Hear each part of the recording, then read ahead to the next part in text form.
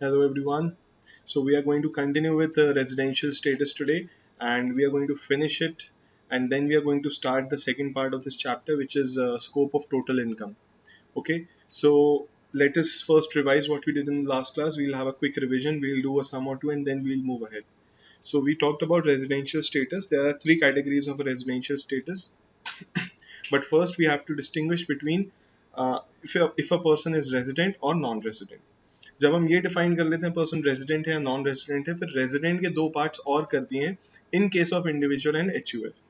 So only in case of individual and HUF, resident has been divided into two parts, which is ROR and RNOR, which is resident and ordinarily resident. The second is resident but not ordinarily resident. तो इन दोनों parts में क्या difference है? Basically जो ज़्यादातर India में रहता है उसे हम रेजिडेंट एंड ऑर्डिनरी रेजिडेंट बोलते हैं, और जो रेजिडेंट तो है बट ज़्यादा इतने टाइम इंडिया में नहीं रहता है उसे हम resident but not ordinarily resident बोलते हैं. इसका सिग्निफिकेंस क्या है वो मैंने आपको बताया था. इसका सिग्निफिकेंस स्कोप ऑफ इनकम, जो हमारा नेक्स्ट टॉपिक है, उसमें हम स्टडी करेंगे. आज होपफुली हम स्टार्ट कर देंगे. सो जो स्कोप ऑफ इनकम है हमारा, scope of total income, which is किस इनकम पर टैक्स लगेगा, किस इनकम पर टैक्स नहीं लगेगा, ये डिपेंड एक्चुअली रेजिडेंशियल स्टेटस के ऊपर करता है कि आपका रेजिडेंशियल स्टेटस क्या है. ठीक है, तो हम कुछ इनकम्स ऐसी देखेंगे जहां पर हम बाहर की इनकम होगी तो भी टैक्स लगा देंगे यहाँ पर इंडिविजुअल पर. तो वो रेजिडेंशियल स्टेटस के ऊपर डिपेंड करेगा whether we are going to tax the income और नॉट. चलिए, और इसके अलावा फर्म, एओपी, लोकल अथॉरिटी या कंपनी की अगर हम बात करें, मतलब अदर काइंड ऑफ पर्संस जितने भी हैं, वो सिर्फ दो में ही डिवीजन होता है उनका, विच इज रेजिडेंट और नॉन रेजिडेंट. इसमें फर्दर रेजिडेंट और नॉन रेजिडेंट को डिवाइड नहीं किया गया है, यहाँ पर कोई डिवीजन नहीं है. सो द कैलकुलेशन, और we can say when we define residential status for firm, AOP, local authority and company, हम यहीं पर रुक जाएंगे. वो रेजिडेंट है या नॉन रेजिडेंट है, वहीं तक बात खत्म हो जाएगी. चलिए, फिर हमने बात की थी how to determine the residential status. तो इसमें सबसे पहले हम अभी इंडिविजुअल्स की बात करें. We are not even talking about HUF. ठीक है, सिर्फ और सिर्फ इंडिविजुअल की हमने बात की. हमने इसमें देखा कि टेस्ट नंबर 1 जो है वो आपका residential status of individuals define करेगा. टेस्ट नंबर 1 में हमने क्या पढ़ा था कि दो कंडीशंस है सर, दो बेसिक कंडीशंस हैं. उन दोनों में से एक भी कंडीशन सेटिस्फाई हो जाए तो हम मान लेंगे कि वो रेजिडेंट है. वो कंडीशंस क्या थी? हम जिस भी प्रीवियस ईयर की बात कर रहे हैं, मतलब जिस भी फाइनेंशियल ईयर है, जिस भी पर्टिकुलर ईयर की हम बात कर रहे हैं, उस पर्टिकुलर ईयर में वो इंडिविजुअल इंडिया में 182 डेज या उससे ज्यादा रहा होगा तो हम मान लेंगे कि वो रेजिडेंट है. जिस भी प्रीवियस ईयर की हम बात कर रहे हैं, उस प्रीवियस ईयर में अगर वो इंडिविजुअल 182 डेज या उससे ज्यादा इंडिया में रहा होगा तो हम मान लेंगे कि वो रेजिडेंट है. ठीक है, ये पहली कंडीशन है. अगर ये सेटिस्फाई नहीं होती है तो हमारे पास एक और कंडीशन है, हम उसे टेस्ट करके देखेंगे अगर उससे वो रेजिडेंट बन रहा है या नहीं बन रहा. वो दूसरी कंडीशन क्या थी? उस दूसरी कंडीशन के दो पार्ट थे. पहला पार्ट ये था कि उस प्रीवियस ईयर, जिस प्रीवियस ईयर की हम बात कर रहे हैं, उसमें 60 डेज वो इंडिया में रहा हो. ठीक है, 60 डेज इंडिया में रहा हो, और साथ में उस साल के पिछले 4 सालों में, उस साल के पिछले 4 सालों में, मतलब उस साल को इंक्लूड नहीं किया जाएगा, उस प्रीवियस ईयर को इंक्लूड नहीं किया जाएगा जिसकी हम बात कर रहे थे. So 4 years preceding the previous years, 4 years preceding the previous year, उन 4 सालों में मिला के वो पर्सन इंडिया में 365 डेज और मोर रहा, मतलब 365 दिन या उससे ज्यादा रहा. जब ये दोनों कंडीशन साथ में सेटिस्फाई हो जाएंगी तब हम उसे बोलेंगे कि वो रेजिडेंट है. तो मतलब समराइज करूं अगर मैं टेस्ट नंबर 1 को, सर या तो ये डिफाइन कर दीजिए कि इंडिया में उस साल में वो 182 डेज या उससे ज्यादा रहा. अगर ऐसा नहीं है तो ये डिफाइन कर दीजिए कि उस साल में तो वो 60 डेज रहा, लेकिन उसके पहले 4 सालों में वो कंबाइंड स्टे उसका 365 डेज या उससे ज्यादा था. तो जब या तो आप पहले वाली कंडीशन या फिर दूसरी कंडीशन, दोनों में से कोई भी सेटिस्फाई कर देते हैं, वो रेजिडेंट मान लिया जाता है. ठीक है, नॉन रेजिडेंट के लिए, नॉन रेजिडेंट बनने के लिए कोई कंडीशन नहीं है. There is no test for non residency. ऐसा क्यों? क्योंकि बॉस जो रेजिडेंट नहीं होगा वो ऑटोमेटिकली नॉन रेजिडेंट मान लिया जाएगा. ठीक है, जो रेजिडेंट नहीं है वो नॉन रेजिडेंट. करेक्ट है. चलिए, उसके बाद हमने एक एग्जांपल्स किए थे कुछ 3-4. Then we noted some important points. What were these points?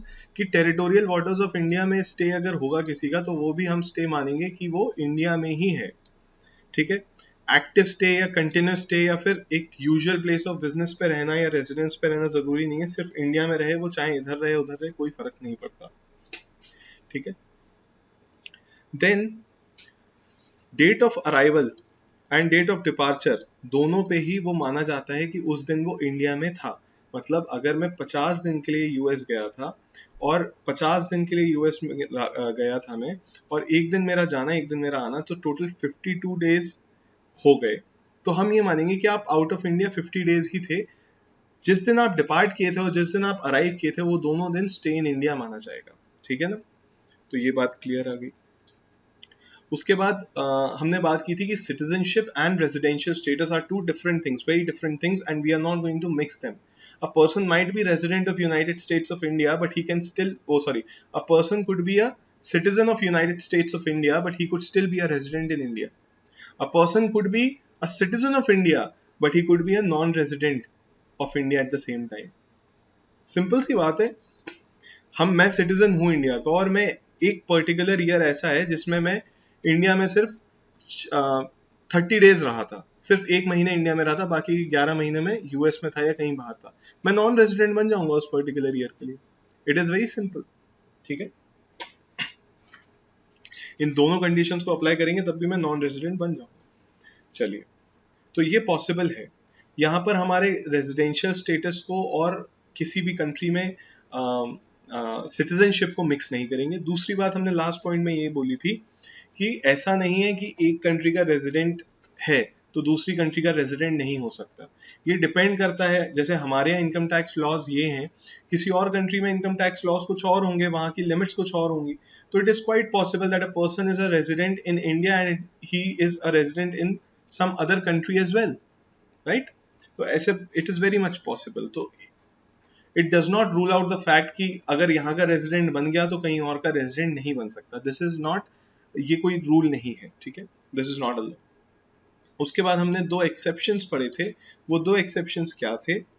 पहली बात तो इन एक्सेप्शंस पर होगा क्या, इन एक्सेप्शन पर सिर्फ कंडीशन नंबर 1 लगेगी.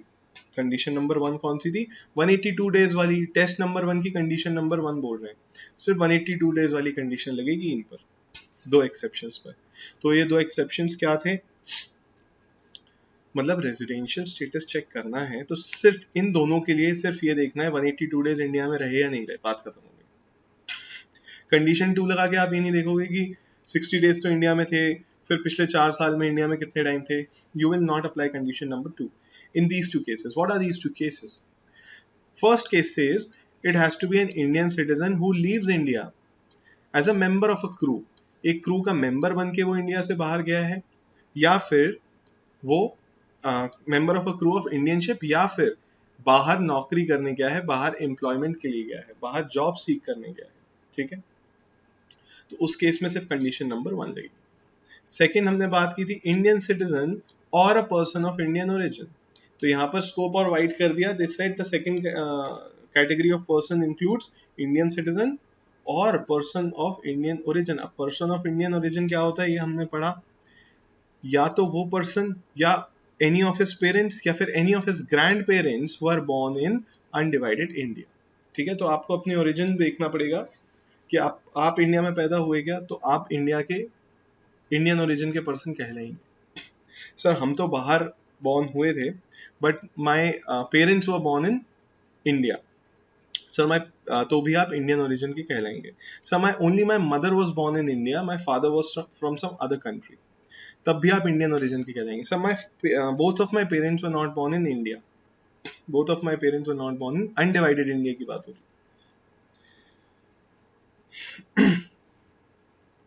तो हम आपके ग्रैंड पेरेंट्स के देखेंगे. ग्रैंड पेरेंट्स में से कोई भी, दोनों में से, ग्रैंड फादर या ग्रैंड मदर दोनों में से कोई भी अनडिवाइडेड इंडिया में अगर पैदा हुए होंगे तो आप पर्सन ऑफ इंडियन ओरिजिन माने जाएंगे. एक छोटी सी मैं बात आपको बता देता हूँ जिससे आगे कंफ्यूजन हो सकता है. क्वेश्चन ऐसा आ जाता है both of your parents were born in India, तो वो इंडिया की बात ही नहीं पूछ रहा सर, उससे आप इंडियन ओरिजिन के पर्सन नहीं बनते, ठीक है. आप इंडियन ओरिजिन कब बनेंगे? Any of your parents is were born in undivided India. तो अनडिवाइडेड इंडिया की बात हो रही है बिफोर सेपरेशन, ठीक है, उससे पहले की इंडिया की बात हो रही है। तो क्वेश्चन में जब जहां अनडिवाइडेड इंडिया देखा हो हमें वही कंसिडर करना है। नेक्स्ट, तो इन दोनों पर क्या होगा सर, इन दोनों पर 182 डेज वाली कंडीशन लगेगी, 160 और 60 डेज प्लस प्रीवियस 4 इयर्स के 365 डेज वाली कंडीशन नहीं अप्लाई होगी, ठीक है सर। उसके बाद हमने देखा था कि कुछ इंडियन सिटीजन क्रू मेंबर्स के लिए एक स्पेशल रूल था, उनका एक कॉन्ट्रैक्ट होता है सीडीसी कॉन्ट्रैक्ट होता है। तो जब वो सीडीसी कॉन्ट्रैक्ट में एंटर करते हैं और जब वो सीडीसी कॉन्ट्रैक्ट उनका खत्म होता है, वो जो पीरियड होता है वो इंडियन स्टे इन इंडिया से हटा दिया जाता है, एक्सक्लूड कर दिया जाता है। बहुत सिंपल सा है, ठीक है ना। एलिजिबल वॉयज होगा तभी करेंगे। एलिजिबल वॉयज हमने पढ़ा था क्या होता है, या तो कोई शिप इंडिया से चली हो और इंडिया के बाहर डेस्टिनेशन हो उसकी, या फिर इंडिया के बाहर से आके इंडिया में उसकी डेस्टिनेशन हो, उसी को एलिजिबल वॉयज कहा जाएगा, ठीक है। तो मतलब क्या हम ये कह सकते हैं कि कोई इंडियन सिटीजन होना चाहिए। कंडीशंस देखिए कितनी सारी है। इंडियन सिटीजन होना चाहिए, क्रू मेंबर का हिस्सा होना चाहिए, अगर आप ट्रैवलर हैं या फिर आप उस शिप पे एज अ गेस्ट जा रहे हैं, you will not be included in this thing. ये रूल आप पर नहीं लगेगा boss. Only for an Indian citizen who is a crew member, और वो भी किस वॉयज में जा रहा है, वॉयज मतलब किस शिप में जा रहा है। ऐसी शिप है या तो वो इंडिया से बाहर से इंडिया की उसकी डेस्टिनेशन है, या फिर इंडिया से स्टार्ट होके कहीं बाहर उसकी डेस्टिनेशन, तो उसकी बात हो रही है। सबसे पहला Indian citizen plus crew member plus eligible voyage. उस केस में जो सीडीसी का कॉन्ट्रैक्ट का ड्यूरेशन है वो स्टे इन इंडिया से माइनस कर दिया जाएगा, उसे स्टे इन इंडिया में कंसिडर नहीं करेंगे, ठीक है। माइनस नहीं कर दिया है, कंसिडर नहीं करेंगे। ऐसा नहीं कि जबरदस्ती इंक्लूड ही नहीं किया और आप माइनस कर रहे हैं। तो अगर आपसे निकालने के लिए कहा जाए कि स्टे इन इंडिया निकालिए तो आप उसे कंसिडर नहीं करेंगे, ठीक है ना। चलिए सर, इसका एक एग्जाम्पल दिया हुआ है, ये आप कर लेंगे। उसके बाद हमने एक और बात की थी, which is test number 2। Sir resident तो डिफाइन कर लिया कि रेजिडेंट है, यानी अब आपने बोला कि ROR और RNOR। अभी ROR क्या है, रेजिडेंट एंड ऑर्डिनरीली रेजिडेंट। दूसरा है resident but not ordinarily resident. बात समझ में आई सर। सर अब ये क्यों निकाल रहे हैं, सर मैंने आपको बताया है स्कोप ऑफ इनकम जब पढ़ेंगे तब आपको पूरी पिक्चर क्लियर हो जाएगी कि इतनी मेहनत हमसे क्यों करवाई, ठीक है। तो क्या अब हम क्या जानने जा रहे हैं, हम ये जानना चाह रहे हैं कि वो ROR है या RNOR है। तो अब उसके लिए क्या करें सर, उसके लिए कंडीशन दी हुई है, टेस्ट नंबर 2 दिया हुआ है। लेकिन मैं आपसे एक बात पूछना चाह रहा हूं, जिसका भी आप ROR या RNOR वाला स्टेटस चेक करेंगे, क्या वो पर्सन रेजिडेंट होगा, ये पक्का है। Obviously sir, only when a person is resident you are going to check whether he is a ROR और RNOR। अगर नॉन रेजिडेंट है तो उसके लिए तो ये टेस्ट अप्लाई होता ही नहीं है, वो तो पहले ही बाहर हो गया रेस से, ठीक है सर।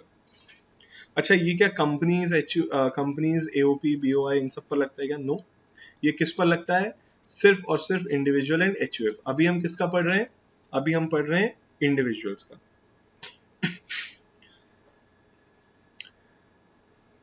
सो टेस्ट नंबर 2 पे देखते हैं क्या है सर। टेस्ट नंबर 2 में 2 कंडीशंस दी हुई हैं।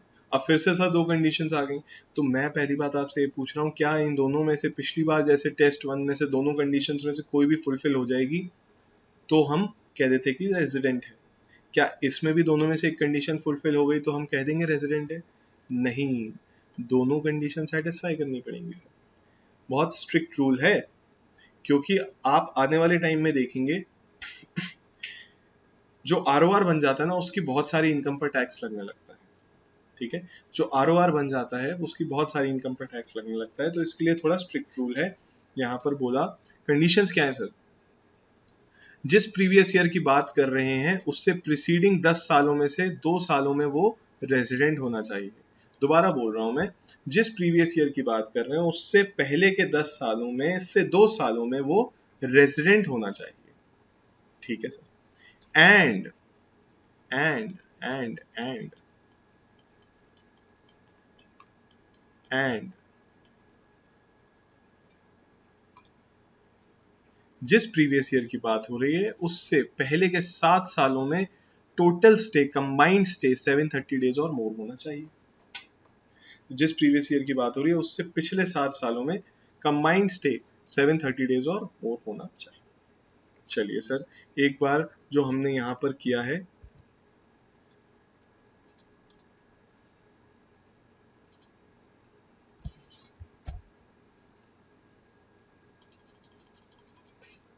चलिए एक बार और रिवाइज कर लेते हैं। टेस्ट नंबर 1 बताएंगे मुझे, ये किसके लिए है? रेजिडेंशियल स्टेटस के लिए है सर। टेस्ट नंबर 1 क्या बोलता है? 2 कंडीशन है सर, ठीक है। कंडीशन नंबर 1 क्या है? स्टे, डायरेक्ट लिख देते हैं 182 डेज और मोर, ठीक है। 182 डेज और मोर का स्टे होना चाहिए इंडिया में। अच्छा, इन दोनों कंडीशंस के बीच में क्या है? और है या एंड है? और है सर। दूसरी कंडीशन क्या है सर? दूसरी कंडीशन ये है कि 60 डेज और मोर इन प्रीवियस ईयर, जिस प्रीवियस ईयर की बात कर रहे हैं उसमें।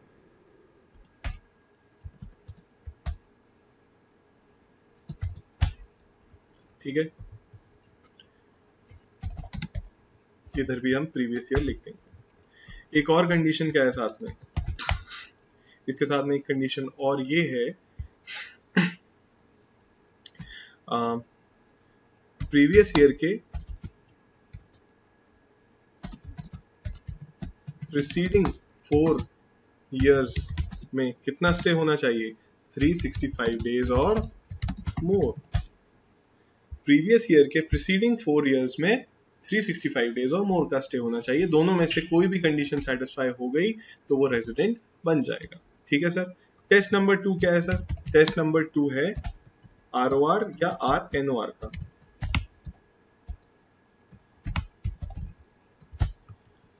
ठीक है सर, उसमें भी क्या है? उसमें 2 कंडीशंस हैं। वेरी गुड, उसमें भी 2 कंडीशंस हैं। कंडीशन नंबर 1 यहाँ लिख देते हैं, कंडीशन नंबर 2 यहाँ लिख देते हैं, इसे और नीचे कर देते हैं। क्या इन दोनों के बीच में क्या लगा हुआ है? और या एंड? एंड लगा हुआ है सर, ठीक है, एंड लगा हुआ है। मतलब दोनों कंडीशन सेटिस्फाई करनी पड़ेंगी तभी हम ROR है या RNOR है डिफाइन कर पाएंगे। Very good. चलिए, तो पहली कंडीशन क्या बोलती है, याद करेंगे, बताइए। क्या डेज की बात है? क्या डेज की तो इसने बात नहीं की। पहली कंडीशन में उसने बोला प्रीवियस ईयर के, सॉरी,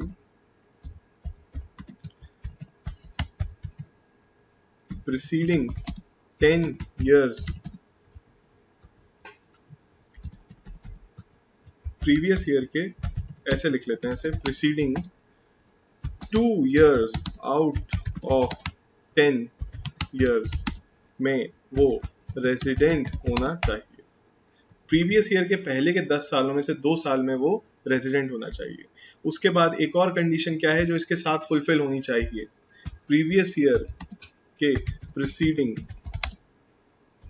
7 years में क्या होना चाहिए सर? 730 डेज और मोर का स्टे होना चाहिए। तो ये एक नटशेल में जितना भी हमने अभी तक पढ़ा है रेजिडेंशियल स्टेटस में, वो हमने बात यहाँ पर कर ली है। This is all what is there for individuals. Individuals के लिए जितना भी है वो यहीं पर है। एक बार देख लेंगे, कोई डाउट होगा तो बताएं।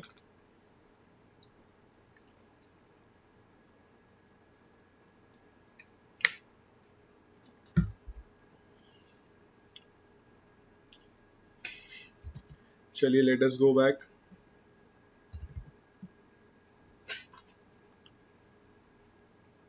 अब हम नया टॉपिक स्टार्ट करते हैं, residential status of HUF। Residential status of HUF, इसकी हम बात करेंगे।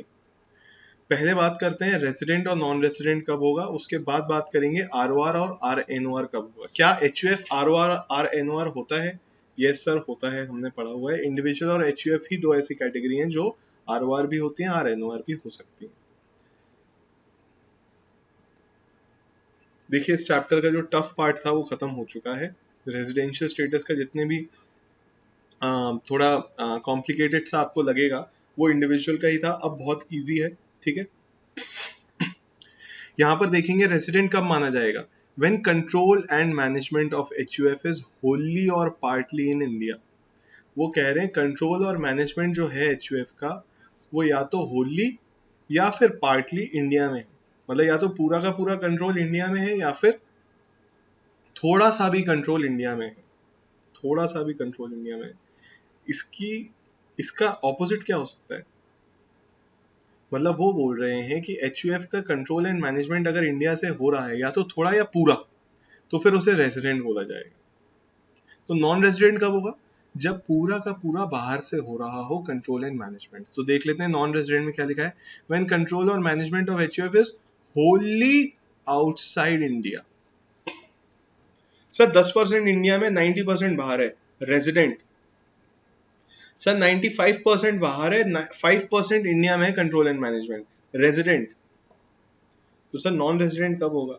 सीधी सी बात है सर, 100% इंडिया से बाहर होगा तब नॉन रेजिडेंट होगा। 100% when out of India, it is going to be called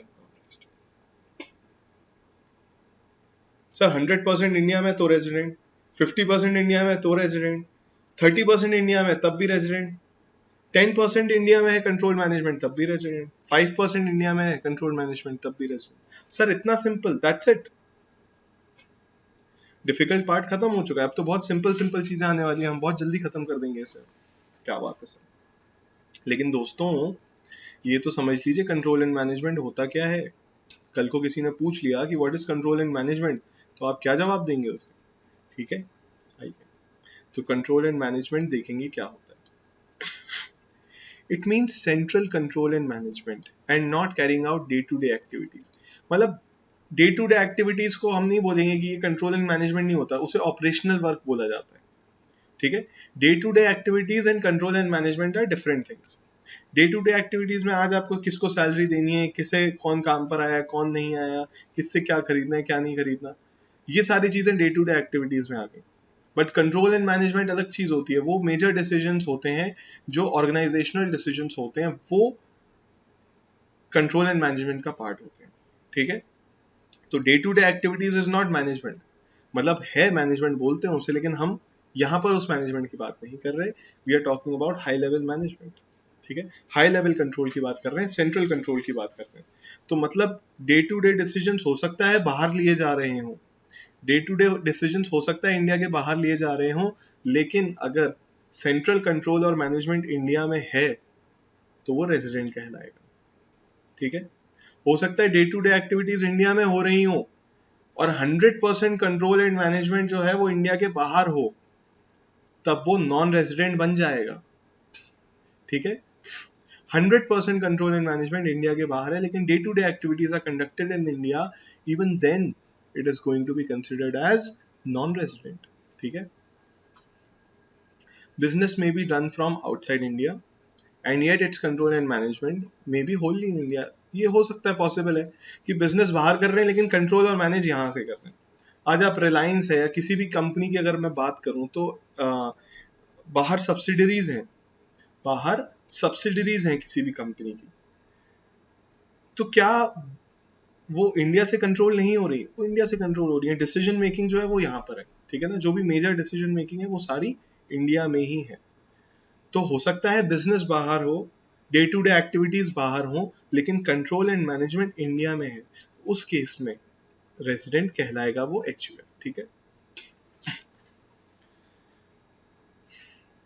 place of control different हो सकती है place of running the business से, तो ऑब्वियस सी बात है। And sometime even the registered office of the business, तो जरूरी नहीं है कि place of control, place of business, place of registered office ये सारी सेम होगी। This can always be different.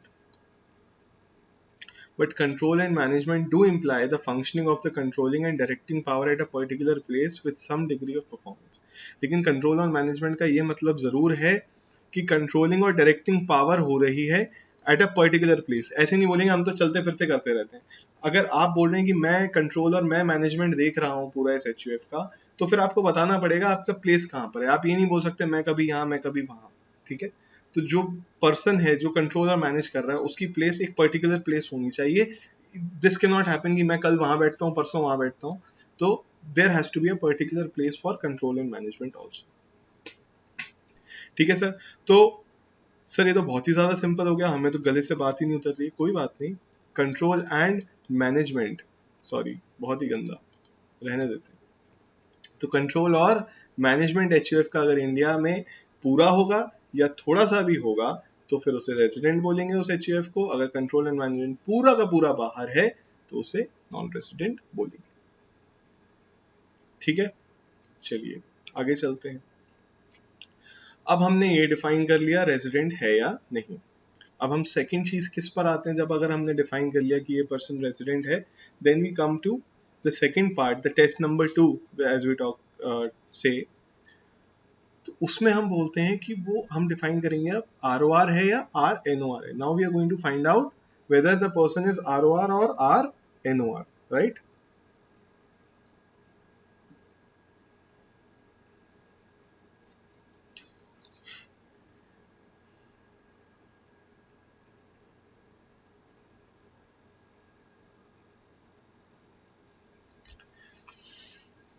चलिए सर, अब ROR है या RNOR है ये हम कैसे डिफाइन करेंगे, देखते हैं ध्यान से।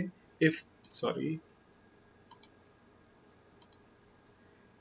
कर्ता ऑफ रेजिडेंट HUF, ऐसा क्यों बोला रेजिडेंट HUF क्यों बोला सर? इट इज ऑब्वियस कि जब रेजिडेंट होगा तभी हम उसका ROR या RNOR का स्टेटस फाइंड आउट करेंगे।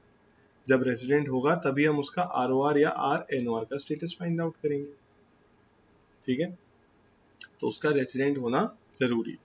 Now he is a resident, now you are finding out whether he is ROR और RNOR। ठीक है जी। तो अब पहले हमने बात की थी कंट्रोल एंड मैनेजमेंट की, अब ध्यान से देखेंगे। अब वो कह रहे हैं कर्ता। कर्ता कौन होता है HUF का? हमने बेसिक कॉन्सेप्ट्स में पढ़ा था, जो भी एल्डेस्ट मेल मेंबर होता है फैमिली का उसे कर्ता बोलते हैं। He is the head of the family and कर्ता मतलब HUF का भी वो हेड माना जाता है। सारी चीजें, सारे डिसीजंस कर्ता ही लेता है, उसका डिसीजंस फाइनल होता है और पूरे HUF का एक तरह से बोल सकते हैं पूरा मैनेजमेंट और सब कुछ उनके हाथ में ही होता है, कर्ता के हाथ में। तो अभी हमने बोला कि ऊपर हमने बात की कंट्रोल एंड मैनेजमेंट इंडिया में होगा या नहीं होगा, उसके ऊपर बात की थी। Now we are talking about ROR और RNOR। तो उसमें वो बोल रहे हैं कर्ता को both the following additional condition satisfy करानी पड़ेंगी, तभी जाके हम बोलेंगे कि वो ROR है। कर्ता को जो अभी हम दो कंडीशंस बताने वाले हैं, दोनों कंडीशन सेटिस्फाई करनी पड़ेंगी, तभी हम बोलेंगे कि वो ROR है, नहीं तो RNOR बन जाएगा। ठीक है, वो दो कंडीशंस क्या है देखते हैं। कर्ता should be resident in last 2 previous year of 10 previous year immediately preceding the relevant previous year। मैं आपको बताऊं, मुझे ये कहीं देखा हुआ लग रहा है, ऐसा लग रहा है पिछले जन्म में कहीं कुछ पढ़ा था ऐसा कुछ। सर पिछले जन्म में नहीं, पिछली क्लास में पढ़ा था और अभी आपने जब रिवीजन कराया उसमें भी पढ़ाया था। अच्छा, दूसरी कंडीशन देखो, स्टे ऑफ कर्ता during the previous 7 years immediately preceding the relevant previous year should be 730 days or more। मुझे ये भी लग रहा है पिछले जन्म का कुछ याद आ रहा है मुझे कि इस टाइप का कुछ पढ़ा था मैंने पिछले जन्म। सर ये आप तो सर पता नहीं कहाँ चले जाते हो, ये भी हमने लास्ट क्लास में पढ़ा था और अभी रिवीजन कराया वहां भी पढ़ा, लेकिन ये टॉपिक तो हम पहली बार पढ़ रहे हैं। सर ये टॉपिक तो हम पहली बार पढ़ रहे हैं, लेकिन ये जो दो कंडीशंस हैं, ये जो टेस्ट नंबर 2 था ROR और RNOR का इंडिविजुअल के लिए, ये एग्जैक्टली वही कंडीशंस हैं। क्या बात कर रहे हैं आप जी सर? तो ये कंडीशंस वहां इंडिविजुअल पे अप्लाई हो रही थी और HUF के केस में ये कंडीशंस कर्ता पे अप्लाई होंगी। तो पहले हम ये डिफाइन करेंगे कि कर्ता जो HUF है उसका कंट्रोल मैनेजमेंट इंडिया में है या नहीं। पूरा कंट्रोल मैनेजमेंट इंडिया में है, रेजिडेंट, थोड़ा बहुत भी है तो भी रेजिडेंट। अगर रेजिडेंट बन गया तो अब ROR है या RNOR है ये चेक करना है। उसके लिए हम क्या करेंगे, हम कर्ता को देखेंगे कि कर्ता रेजिडेंट था क्या पिछले 10 सालों में, 2 साल के लिए। मैं बहुत ध्यान से, एक गलती आप कर सकते हो, आप HUF का निकालने मत बैठ जाना कि HUF रेजिडेंट था क्या नहीं पिछले 10 सालों में। ये बोल रहे हैं कर्ता, कर्ता रेजिडेंट था या नहीं 10 में से 2 सालों में। ठीक है, उसके बाद कर्ता के स्टे की बात कर रहे हैं कि 7 सालों में 730 डेज और मोर था या नहीं। तो it is exactly the same test, test number 2 जो था वो टेस्ट है, बस ये कर्ता के ऊपर अप्लाई होगा, HUF के ऊपर अप्लाई नहीं होगा। तो क्या मैं ये कह सकता हूं कि, अब मेरी बात बहुत ध्यान से सुनेंगे, HUF को समराइज कर रहा हूं मैं, क्या मैं ये कह सकता हूँ कि HUF रेजिडेंट है या नहीं? ये HUF का कंट्रोल एंड मैनेजमेंट कहाँ पर है ये डिफाइन करता है। And once we have defined that HUF is a resident, वो ROR है या RNOR है ये उसका कर्ता डिफाइन करता है। क्या बात कर रहे हो सर? बिल्कुल सर, HUF रेजिडेंट है या नॉन रेजिडेंट ये उसका कंट्रोल एंड मैनेजमेंट कहां पर है ये डिफाइन करता है। लेकिन HUF रेजिडेंट होने के बाद ROR है या RNOR है ये उसका कर्ता डिफाइन करता है। ठीक है, तो only when these two conditions are satisfied by the karta of HUF, the HUF will be considered to be ROR or RNOR। ठीक है ना सर, कोई दिक्कत? बहुत सिंपल है, बहुत इजी है। जो हमने एग्जाम्पल उसमें करे थे आपके इंडिविजुअल के केस में, वो आप यहाँ पर अप्लाई कर सकते हैं प्रैक्टिस के लिए। It's all the same. चलिए sir, let us move on to the next topic. Sir इतनी जल्दी जल्दी इतना इजी है? बिल्कुल बिल्कुल बिल्कुल, मैं तो कह ही रहा हूँ इनकम टैक्स बहुत इजी है। Residential status of firm, AOP, local authority and artificial juridical person, इन सब की बात करेंगे। इन सब की क्या बात करेंगे, देखते हैं क्या है। कब ये रेजिडेंट कहलाएंगे? सर जब कंट्रोल और मैनेजमेंट इन सब का होली और पार्टली इन इंडिया होगा। सर ये भी पढ़ा पढ़ा लग रहा है, HUF में भी सही सेम कंडीशन थी। और जब इनका कंट्रोल एंड मैनेजमेंट फर्म भी होएगा होली आउटसाइड इंडिया होगा, होली आउटसाइड इंडिया होगा, तो उस केस में नॉन रेजिडेंट हो जाएंगे। सर इनका अब टेस्ट नंबर 2 बताइए कि ये ROR कब होंगे और RNOR कब होंगे? दोस्त सिर्फ इंडिविजुअल और HUF ROR RNOR होते हैं, firm, AOP, local authority, artificial juridical person, ये लोग ROR और RNOR नहीं होते। तो सर हमारे लिए तो और सिंपल हो गया, अब तो बस ये याद करना है कि ये रेजिडेंट और नॉन रेजिडेंट कब होंगे। बिल्कुल, तो कंट्रोल एंड मैनेजमेंट अगर इंडिया में है थोड़ा बहुत भी या पूरा तो रेजिडेंट है, कंट्रोल मैनेजमेंट पूरा का पूरा इंडिया के बाहर है तो नॉन रेजिडेंट है। Very simple. Now we are going to talk about companies. Companies के बारे में बात करते हैं। Residential status of companies, companies की बात होगी सर। तो देखते हैं कि कंपनी कब रेजिडेंट, अच्छा कंपनी ROR RNOR होती है क्या? नहीं सर, वो सिर्फ रेजिडेंट या नॉन रेजिडेंट। तो कंपनीज के केस में भी आपको क्या देखना है, या तो कंपनी रेजिडेंट है या कंपनी नॉन रेजिडेंट है। That's it, simple. देखते हैं sir. A company would be resident in India in any previous year if it is an Indian company, अगर वो इंडियन कंपनी होगी तब, और its place of effective management POEM, poem आपने nursery में पढ़ी होगी, उसको दोबारा पढ़ेंगे आज।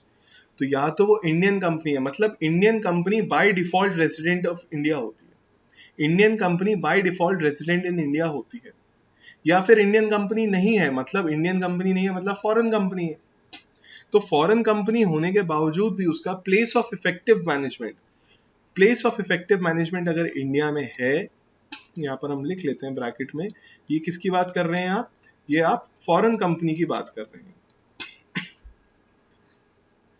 तो इंडियन कंपनी तो रेजिडेंट इन इंडिया होगी सर, और फॉरेन कंपनी भी रेजिडेंट इन इंडिया हो सकती है अगर उसका place of effective management India में है। प्लेस ऑफ इफेक्टिव मैनेजमेंट क्या होता है ये देखेंगे एक बार।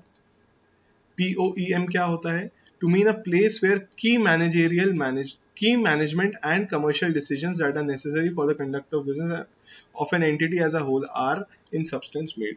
मतलब वो कह रहे हैं KMP कहाँ बैठता है? KMP मतलब की मैनेजरियल पर्सन्स, जो आपकी कंपनी का की मैनेजमेंट है वो कहाँ बैठता है और वो डिसीजंस कहाँ से लेता है। ठीक है, मान लेते हैं कोई कंपनी है जो फॉरेन कंपनी है, मतलब वो कंपनी इंडिया में इनकॉर्पोरेट नहीं हुई। ठीक है, इंडियन कंपनी कौन सी होती है सर? जो इंडिया में इनकॉर्पोरेट। अच्छा ये तो आपको मेरे हिसाब से पता होगा, जो भी कंपनी इंडिया में इनकॉर्पोरेट हुई है वो इंडियन कंपनी, जो भी कंपनी इंडिया से बाहर इनकॉर्पोरेट हुई है, इंडिया में इनकॉर्पोरेट नहीं हुई है, वो फॉरेन कंपनी होती है। ठीक है सर, तो अगर कोई कंपनी ऐसी है जो इंडिया में इनकॉर्पोरेट तो नहीं हुई लेकिन उसके की मैनेजरियल पर्सन यहीं बैठते हैं, इंडिया में बैठते हैं और कंट्रोल भी यहीं से करते हैं, सारे डिसीजंस भी यहीं से लेते हैं। मैं एक एग्जांपल देता हूँ आपको, बहुत फेमिलियर है आपके लिए और आप समझ जाएंगे 1 मिनट में। फ्लिपकार्ट उसका एग्जाम्पल है सर। फ्लिपकार्ट, सर फ्लिपकार्ट तो इंडियन कंपनी है। No, Flipkart is not an Indian company. Flipkart Singapore में रजिस्टर्ड है। फ्लिपकार्ट सिंगापुर में रजिस्टर्ड है, लेकिन उसके जो सीईओ और सीएफओ थे सचिन बंसल और बिन्नी बंसल, वो दोनों इंडिया में बैठ के उसे मैनेज करते हैं। तो है तो वो फॉरेन कंपनी, बट उसका प्लेस ऑफ इफेक्टिव मैनेजमेंट कहाँ पर है? वो इंडिया में है। तो इस केस में उस कंपनी का, फ्लिपकार्ट का रेजिडेंशियल स्टेटस अगर मैं बात करूं तो वो क्या होगा? रेजिडेंट होगा या नॉन रेजिडेंट होगा? रेजिडेंट हो जाएगा सर। इससे बढ़िया एग्जाम्पल नहीं मिल सकता आपको। ठीक है, चलिए। अच्छा सर, इसके बारे में हम आर ओ आर और आर एन ओ आर की बात करेंगे? No, why? Because sir, company can only be a resident or a non-resident. A company cannot be ROR, वो सॉरी ROR और RNOR। तो इतनी सी ही बात है सर, ये तो बहुत सिंपल सा है, बहुत सिंपल है। मैं तो कह ही रहा हूँ इनकम टैक्स बहुत सिंपल है। ठीक है, अब हम बात करेंगे स्कोप ऑफ टोटल इनकम पे आने से पहले सिग्निफिकेंस ऑफ रेजिडेंशियल स्टेटस। अब हमने जब डिफाइन कर लिया है रेजिडेंशियल स्टेटस, तो अब हम इसका सिग्निफिकेंस भी देखेंगे। ठीक है, basically there are certain incomes which will be taxable in India in case of resident, but the same will not be taxed in case of person who are non-resident। कुछ income हम ऐसी बात करेंगे, कुछ इनकम के बारे में बात करेंगे जो आपने कमाई तो है ही, ऑब्वियस सी बात है, आपने अर्न तो की है वो इनकम, क्या इंडिया में उसके ऊपर टैक्स लगेगा? क्या इंडिया में उसके ऊपर टैक्स लगेगा? ये आपका रेजिडेंशियल स्टेटस डिफाइन करेगा बॉस। अगर आप रेजिडेंट है तो टैक्स लगेगा, अगर आप नॉन रेजिडेंट है तो टैक्स नहीं। ठीक है, तो सिग्निफिकेंस ऑफ रेजिडेंशियल स्टेटस यही है कि अभी हम जो नेक्स्ट टॉपिक पे जाने वाले हैं उसमें हम देखेंगे कुछ इनकम पर टैक्स लगेगा और कुछ इनकम पर टैक्स नहीं लगेगा, depending upon your residential status. ठीक है, तो स्कोप ऑफ टोटल इनकम हम स्टार्ट करते हैं। Let us take a break of 5 minutes and then we will start.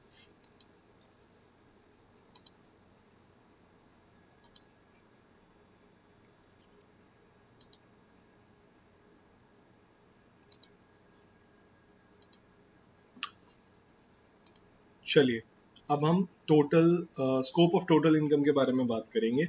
So scope of total income has been defined in section number 5 of income tax act. तो जब हम scope of total income के बारे में बात करेंगे, आप इसे पढ़ने के कई सारे तरीके हैं। आप अपने मॉड्यूल में देखेंगे तो आपको किसी और तरीके से वहाँ पर दिखेगा। कई ऑथर्स होते हैं, कई बुक्स होती हैं, उनमें अलग अलग तरीके से दिया होता है। मैं इसे थोड़े अलग ढंग से कराता हूँ, तो हम देखेंगे कि बट बेस सेम ही रहेगा, जो कंक्लूजन निकलेगा वो सेम ही आएगा। So it's not going to matter so much. तो आइए स्टार्ट करते हैं स्कोप ऑफ टोटल इनकम।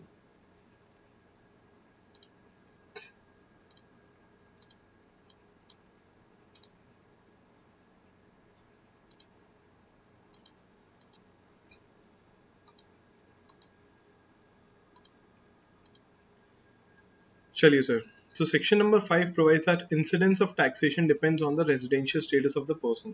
तो ये बात हमने पहले ही कर ली थी कि रेजिडेंशियल स्टेटस के ऊपर डिपेंड करता है कि टैक्स लगेगा या नहीं लगेगा। इंसिडेंस ऑफ टैक्सेशन की बात करिए, मतलब टैक्स लगेगा आपके ऊपर या नहीं लगेगा, it all depends on your residential status.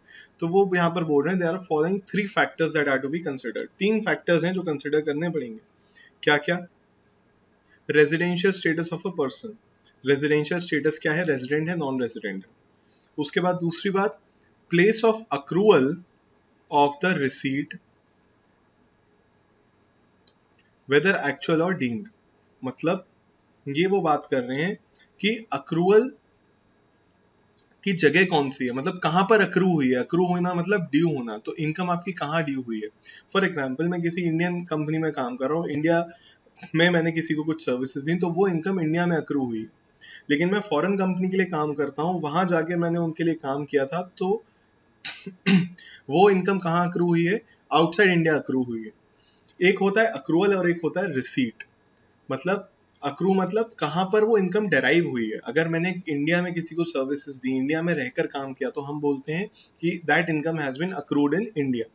अगर मैंने इंडिया से बाहर जाके किसी को सर्विसेज दी, बाहर जाके किसी को काम किया, तो हम बोलते हैं that income has been accrued outside India. Receipt की मैं अगर बात करूं, अगर मुझे पेमेंट इंडिया की किसी कंपनी से, इंडिया के किसी पर्सन से मिला है, तो मैं बोलूंगा पेमेंट रिसीव्ड इन इंडिया। और इंडियन बैंक अकाउंट में मिला है तो मैं बोलूंगा पेमेंट रिसीव्ड इन इंडिया। अब मेरा बाहर कोई बैंक अकाउंट है और बाहर के किसी नॉन रेजिडेंट ने या किसी फॉरेन सिटीजन ने मुझे वो पेमेंट मेरे बाहर वाले अकाउंट में किया है, मतलब फॉरेन अकाउंट में किया है, तो उस केस में मैं बोलूंगा इनकम रिसीव्ड आउटसाइड इंडिया। ठीक है, तो अक्रूवल और रिसीट दोनों इंपॉर्टेंट हो जाती हैं। ठीक है, चलिए, the point of time at which income has accrued और was received by the assessee और on behalf of point of time भी बहुत इंपॉर्टेंट है। पॉइंट ऑफ टाइम इंपॉर्टेंट क्यों है? क्योंकि आप दो चीजों को मैच कर रहे हो। आप कह रहे हो कि मेरा रेजिडेंशियल स्टेटस क्या होगा, उस पर डिपेंड करता है। वो इनकम अक्रू और रिसीव कहाँ हुई, उस पर डिपेंड करता है। तो मैं आपसे ये बात बोल रहा हूँ, दोनों चीजों का टाइम भी डिपेंड करता है, टाइम भी इंपॉर्टेंट है। कैसे?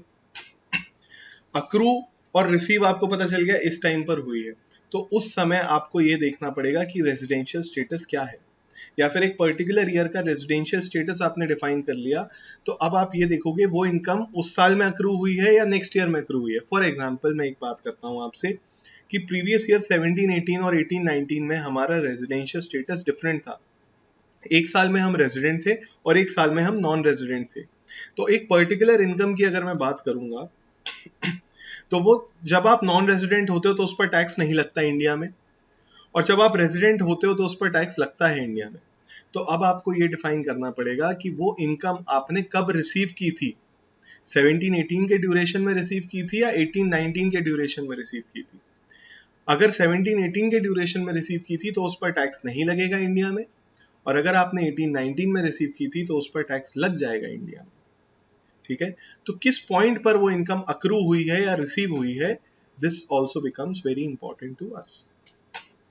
ठीक है, तो अब दो इंपॉर्टेंट चीजें हो गई सर, दो इंपॉर्टेंट चीजें हो गई, एक तो रिसीव करना इनकम को और एक अक्रू और अराइज करना है। तो हम एक्चुअली इस चैप्टर में जो बात करेंगे ना वो ये बात करेंगे, मैं आपको बता देता हूं कि इनकम रिसीव इंडिया में हुई है या बाहर हुई है, इनकम अक्रू इंडिया में हुई है या बाहर हुई है, हम ये बात करेंगे सर। ठीक, अब रिसीव होना क्या होता है, अक्रू होना क्या होता है, इस पर थोड़ी देर बाद में आएंगे, लेकिन पहले आपको स्कोप बता दें, ब्रॉड समरी बता दूं कि रिसीव इंडिया में हुई, अक्रू इंडिया में हुई, या कुछ भी इस टाइप का हुआ,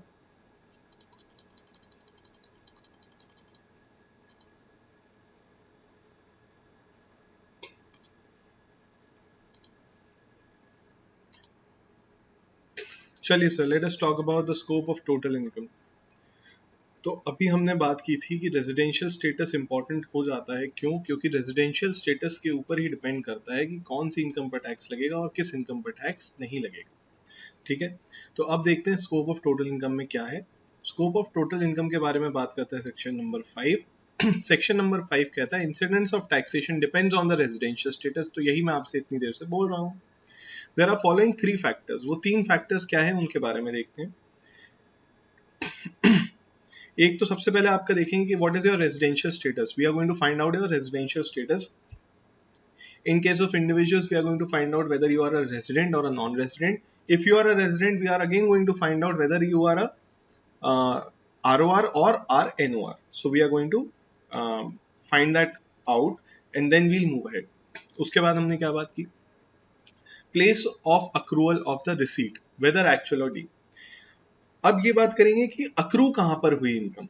अक्रू होना मतलब ड्यू होना, ड्यू होना मतलब एक तरह से आपने कहाँ पर इनकम कमाई। ठीक है, अगर इंडिया में किसी कंपनी में आप काम कर रहे हैं, इंडिया में किसी कंपनी में अगर आप जॉब कर रहे हैं, तो उसे हम बोलेंगे इनकम अक्रूड इन इंडिया। ठीक है, क्योंकि वो इंडिया में कमा रहे हो सकता है आप बाहर किसी कंपनी में जाके जॉब कर रहे हो, तो वो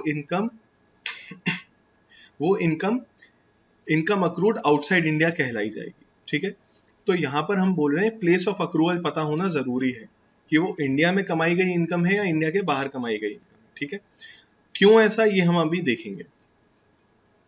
फिर वो बात कर रहे हैं point of time at which income has accrued और रिसीव्ड। वो कह रहे हैं कि पॉइंट ऑफ टाइम भी जरूरी है कि किस समय वो इनकम अक्रू हुई थी और रिसीव हुई थी, ये पता करना बहुत जरूरी है। ऐसा क्यों सर? देखिए sir, this is a combination lock. Combination lock मतलब सिर्फ एक चाबी से ज्यादा नहीं खुलेगा, there has to be 2 keys for this to find out whether income will be taxed और not in India. It is a combination lock, दो चीजों से ताला खुलेगा. क्या है? पहला तो है रेजिडेंशियल स्टेटस. तो पहले आप रेजिडेंशियल स्टेटस फाइंड आउट कीजिए. सर हमने रेजिडेंशियल स्टेटस फाइंड आउट कर लिया. लेट अस से फॉर एग्जांपल आपने प्रीवियस ईयर 17-18 और 18-19 का दोनों का रेजिडेंशियल स्टेटस मैंने आपसे पूछा, आप निकाल के बताइए. आपने बोला सर 17-18 में तो मैं नॉन रेजिडेंट था, 18-19 में मैं रेजिडेंट था. ठीक है, मैं कहा ठीक है. अब मैंने बोला कि ये पर्टिकुलर इनकम है, एक पर्टिकुलर इनकम है. मैंने कहा इस पे अगर आप रेजिडेंट होंगे तब तो इंडिया में टैक्स लगेगा, अगर आप नॉन रेजिडेंट होंगे तब इंडिया में टैक्स नहीं लगेगा. तो अब आपके लिए ये जानना जरूरी हो गया, ये पता लगाना जरूरी हो गया कि वो इनकम अक्रू या रिसीव कब हुई थी. वो इनकम अक्रू या रिसीव कब हुई थी? 17-18 में हुई थी या 18-19 में हुई थी? क्यों सर, ऐसा क्यों? बॉस अगर 17-18 में होगी जब आप नॉन रेजिडेंट थे तब उस पर टैक्स नहीं लगेगा उस साल के लिए. लेकिन अगर वही इनकम 17-18 में ना अक्रू होके 18-19 में अक्रू हुई थी जब आप रेजिडेंट थे, तब उस पर टैक्स लग जाएगा. ठीक है, तो आपका पॉइंट ऑफ अक्रू या पॉइंट ऑफ रिसीवल ये आपको पता होना चाहिए कि कब अक्रू हुई है इनकम और कब रिसीव हुई है. ठीक है, तो बेसिकली हमने रेजिडेंशियल स्टेटस की जितनी बात करनी थी वो हम कर चुके हैं. अब हम रेजिडेंशियल स्टेटस की बात नहीं करेंगे, हम सिर्फ ये बात करेंगे कि वो रेजिडेंट है या नहीं है. वो रेजिडेंट है, नॉन रेजिडेंट. अगर रेजिडेंट है तो ROR है या RNOR है, हम यहाँ पर अज्यूम करके चलेंगे, मतलब ये मान के चलेंगे कि हमें वो पता है. ठीक है, अगर ऐसा होगा तो क्या होगा, वैसा होगा तो क्या होगा, हम ये कंडीशंस और इन सिनेरियोस की बात करेंगे. That if a particular person is a ROR then that income will be taxed or not.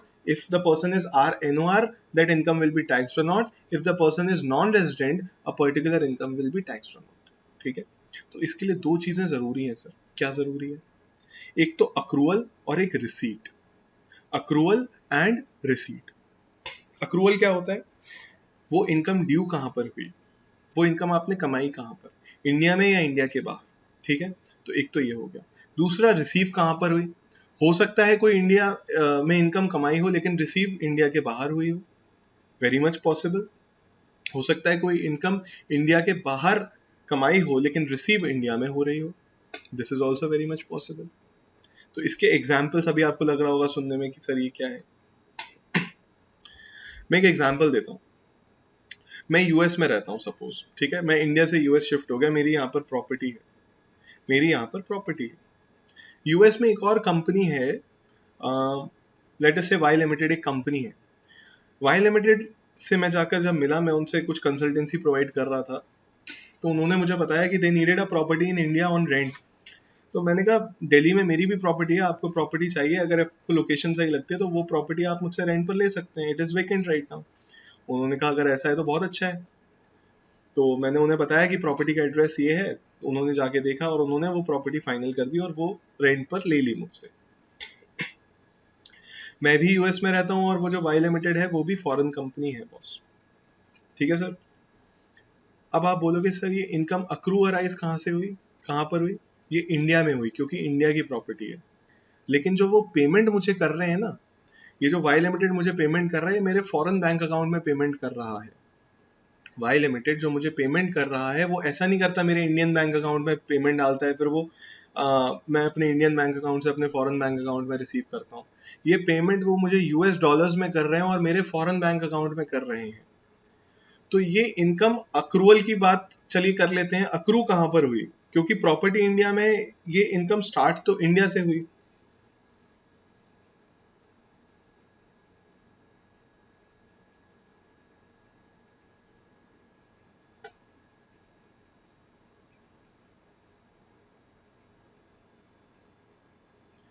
ठीक है, मैं भूल गया क्या कह रहा था. हाँ, किसी स्टूडेंट का डाउट आया and I forgot what I was talking about. Anyways, we were talking about, yes, so that particular income has been accrued in India, but receive मैंने कहाँ की?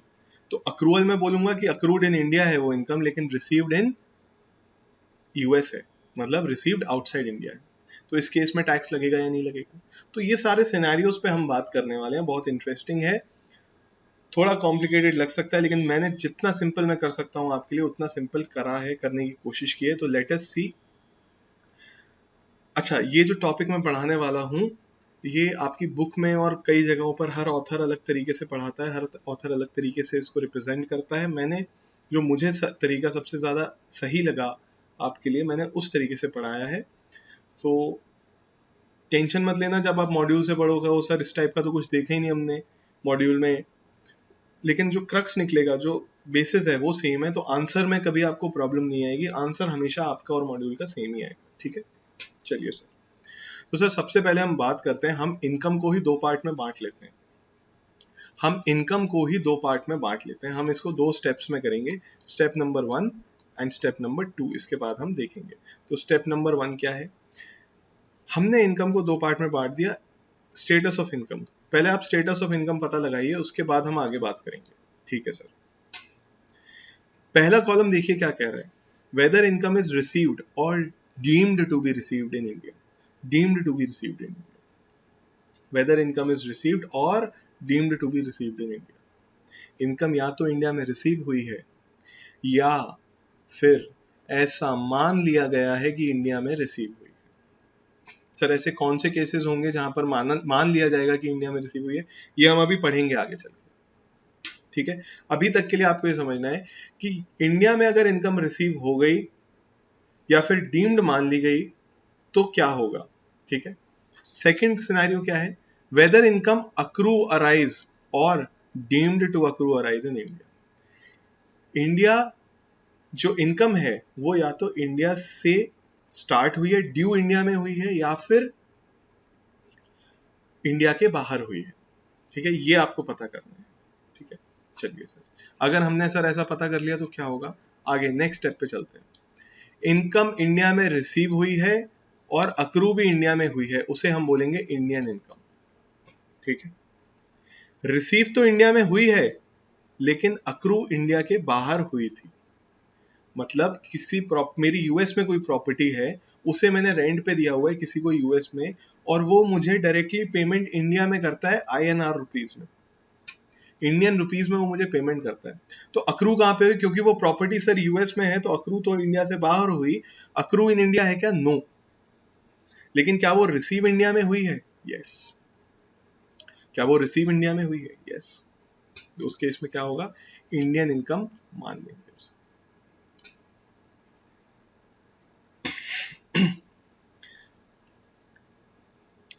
सर अक्रू अराइज तो इंडिया में हुई है लेकिन रिसीव इंडिया के बाहर हुई है, मतलब इंडिया में रिसीव हुई है क्या, नो।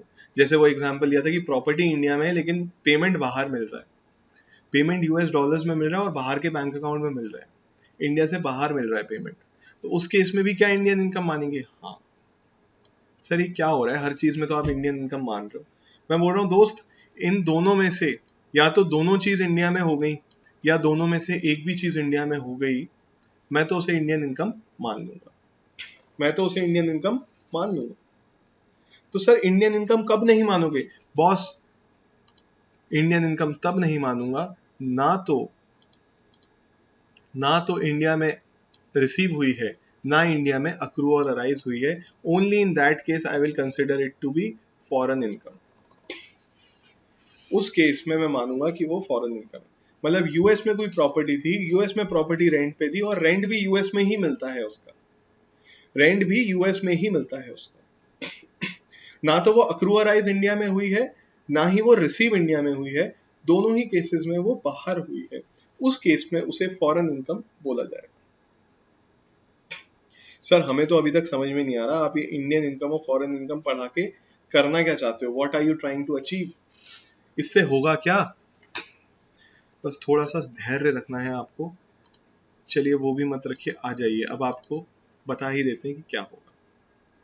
नेक्स्ट टेबल पे आते हैं सर।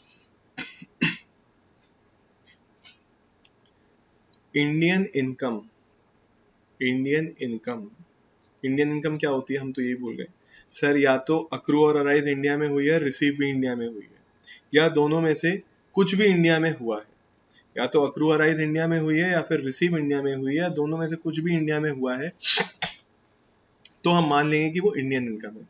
तो सर मान लिया, चलिए चलिए मान लिया कि इंडियन इनकम है, तो क्या होगा उस केस में? बॉस आरओआर अगर आप हो, अगर आप आरओआर हैं, रेजिडेंट एंड ऑर्डिनरी रेजिडेंट हैं, इंडियन इनकम पर टैक्स लग जाएगा। इंडियन इनकम पर आपको इंडिया में टैक्स देना पड़ेगा। अगर आप आर एनओआर हैं, रेजिडेंट हैं बट नॉट ऑर्डिनरीली रेजिडेंट हैं, उस केस में भी आपको इंडिया में टैक्स देना पड़ेगा, उस इनकम पर टैक्स देना पड़ेगा।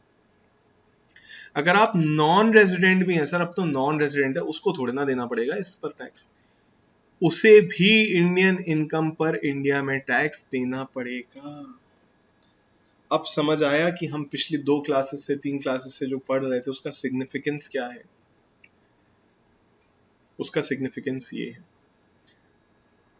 मतलब इंडियन इनकम पर हमेशा इंडिया में टैक्स देना ही पड़ेगा, आपका रेजिडेंशियल स्टेटस कुछ भी हो। आप रेजिडेंट हो तो भी टैक्स देना पड़ेगा, नॉन रेजिडेंट हो तो भी टैक्स देना पड़ेगा, रेजिडेंट एंड ऑर्डिनरी रेजिडेंट है तो भी टैक्स देना पड़ेगा, resident but not ordinary resident है तब भी टैक्स देना पड़ेगा। सर एक बार फिर से बताइए इंडियन इनकम क्या होती है? दोस्त इंडियन इनकम, आप देखिए इनकी बदमाशी, एक मिनट लोड हो रहा है। आप देखिए वो कह रहे हैं इंडियन इनकम क्या होती है, या तो अक्रूअराइज इंडिया में हुई है या फिर रिसीव इंडिया में हुई है। मतलब दोनों में से कुछ भी इंडिया में हो जाए वो तो उसे इंडियन इनकम मान लेंगे। मतलब आप देखिए ना, वो तो इंडिया में टैक्स लगाने के लिए बैठे हुए हैं, हमारी गवर्नमेंट इंडिया में टैक्स लगाने के लिए बैठी हुई है, मतलब कुछ भी हो जाए, प्रॉपर्टी बाहर की, सब कुछ बाहर का, रिसीव इंडिया में कर रहे हो ना, टैक्स दे दो। हमने कहा ठीक है, रिसीव बाहर कर लेंगे, रिसीव बाहर कर रहे हो लेकिन प्रॉपर्टी कहां पर है? इंडिया में है, तो इंडिया में इनकम अक्रू हुई है, अराइज हुई है, टैक्स दे दो। मतलब अक्रू अराइज इंडिया में हुई है तो टैक्स देना है, रिसीव इंडिया में हुई है तो टैक्स देना है, दोनों इंडिया में हुआ है तो टैक्स देना है इंडिया में। तो देना कब नहीं है? जब बिल्कुल ही बाहर चले गए, बिल्कुल ही स्कोप से बाहर चले गए, मतलब रिसीव भी नहीं हुआ इंडिया में, और रिसीव भी नहीं हुआ इंडिया में, और अक्रू अराइज भी नहीं हुआ इंडिया में, तब जाके उसे फॉरेन इनकम बोलेंगे। और वो उस पर क्या होगा देखते हैं, अभी उस पर देखें, उस पर बात नहीं की अभी, किस पर टैक्स लगेगा किस पर नहीं लगेगा। हमने तो इंडियन इनकम की बात की कि आरओआर के केस में भी टैक्स लग जाता है इस पे, आर एनओआर के केस में भी लग जाता है, और एनआर के केस में भी लग जाता है। ठीक है, तो तीनों के केस में इंडियन इनकम पे टैक्स लग जाता है। मैं फिर से बोल देता हूँ, इंडिया में इनकम अक्रूअराइज हुई होगी, तीनों को टैक्स देना पड़ेगा। इंडिया में इनकम रिसीव हुई होगी, तीनों को टैक्स देना पड़ेगा उस इनकम। दोनों इंडिया में अक्रूअराइज भी हुई है और रिसीव भी हुई है, तीनों को टैक्स देना पड़ेगा उसमें। ठीक है बॉस, समझ गए बॉस? आगे चल सकते हैं। फॉरेन इनकम का देखें इन्होंने क्या किया, मतलब ऐसे हैं सर, ऐसे हैं कि क्या बोले। अब सर कुछ बोलने का मन कर रहा है हमारे को इंडियन गवर्नमेंट के बारे में, डिपार्टमेंट के बारे में, लेकिन हम कुछ बोल नहीं रहे। मतलब वो तो किसी भी चीज पे टैक्स रखवाने के, मतलब रिसीव इंडिया में हुई है तो भी टैक्स है, तो ये क्या लॉजिक है? अब है तो है तो है तो है। सर प्रॉपर्टी तो बाहर की है, अक्रूअराइज तो बाहर हुई है, सिर्फ रिसीव ही तो किया इंडिया में, कहते दे दो टैक्स, टैक्स तो देना पड़ेगा। मतलब टोटली अगर बाहर कर दें सब कुछ इंडिया से तभी जाके टैक्स से बच सकते हैं, वरना तो कुछ भी इंडिया में हो गया दोनों चीजों में से तो इंडिया में टैक्स रखना पड़ जाएगा। बिल्कुल सर। तो यही तो टैक्स प्लानिंग का पार्ट होता है। जब आपको लॉ की नॉलेज होगी प्रॉपर तरीके से, जब आपको लॉ की नॉलेज होगी तभी आप टैक्स प्लानिंग कर सकते हैं। इवेजन की बात नहीं कर रहा हूँ, प्लानिंग की बात कर रहा हूँ। सब कुछ बाहर है तो आप क्या कर सकते हैं? अभी हम कुछ पढ़ेंगे, उसमें एक प्लानिंग बताऊंगा आपको, वो की जा सकती है। ठीक है, सब कुछ बाहर है तब वो प्लानिंग की जा सकती है और टैक्स से बचा जा सकता है, तो वो आपको थोड़ी बहुत बताऊंगा। मैं जनरली प्लानिंग बताता नहीं हूँ क्लासेस में, अच्छा नहीं लगता, कोई पढ़े या कोई सुने तो बोलेगा कि कैसे कैसे बातें कर रहे हैं। ठीक है, तो इसलिए मैं बताता नहीं हूँ आपको कैसे बचा जा सकता है या कुछ। उसके लिए अगर चाहेंगे तो एक अलग लेक्चर रख लेंगे। कई सारे, बहुत सारे लूप होल्स हैं एक्ट में, कुछ डिसीजंस आते रहते हैं उनकी वजह से एक्ट में लूप होल आ जाते हैं, या फिर कुछ बहुत सारे वो रहते हैं, बचने के कई सारे तरीके होते हैं, बट ऐसे बताने में अच्छा नहीं लगता। ठीक है, तो जब बड़े हो जाओगे आप लोग, थोड़ा प्रैक्टिस वैक्टिस करने लगोगे तब डिस्कस करेंगे उन्हें। चलिए सर, अब बात करते हैं फॉरेन इनकम के केस में, फॉरेन इनकम के केस में क्या होगा? सॉरी सर, इंडियन इनकम पे तो आपने रखवा लिया पूरा, यही टैक्स पूरा का पूरा टैक्स रखवा लिया। सर ऐसा होता होगा क्या कि नॉन रेजिडेंट के लिए जो इंडियन इनकम तो ठीक है, नॉन रेजिडेंट के लिए हो सकता है उसकी बाहर की कंट्री भी टैक्स रखवा लेती हो सकता है, हम उस पर बात ही नहीं कर रहे। हो सकता है नॉन रेजिडेंट को जिस कंट्री से वो है वो कंट्री भी इस इनकम पर टैक्स कलेक्ट कर रही हो, तो वेरी मच पॉसिबल, ठीक है, इट इज पॉसिबल। तो हो सकता है, उसकी हम अभी बात नहीं करेंगे, वो आपके फाइनल के सिलेबस में होगा। DTAA, double tax avoidance agreement, ऐसा होता था। क्या होता था, अभी जैसे अभी नेक्स्ट क्लॉज पढ़ लें, उसके बाद हम उसे डिस्कस करेंगे DTAA क्या होता है और उस पर बात करेंगे, ठीक है। चलिए फॉरेन इनकम के बारे में बात करते हैं। चलिए अब हम फॉरेन इनकम की बात करते हैं कि फॉरेन इनकम पर कब कब टैक्स लगता है, कब नहीं लगता है। एक बार और देख लेते हैं फॉरेन इनकम होती क्या है। Foreign income is the income which has neither been received in India nor it has been accrued or arised in India, ठीक है। ना तो इंडिया में हमें रिसीव हुई है, ना ही वो इंडिया से अक्रू हुई है या राइज हुई है। अच्छा, यहाँ पर एक चीज और देखेंगे,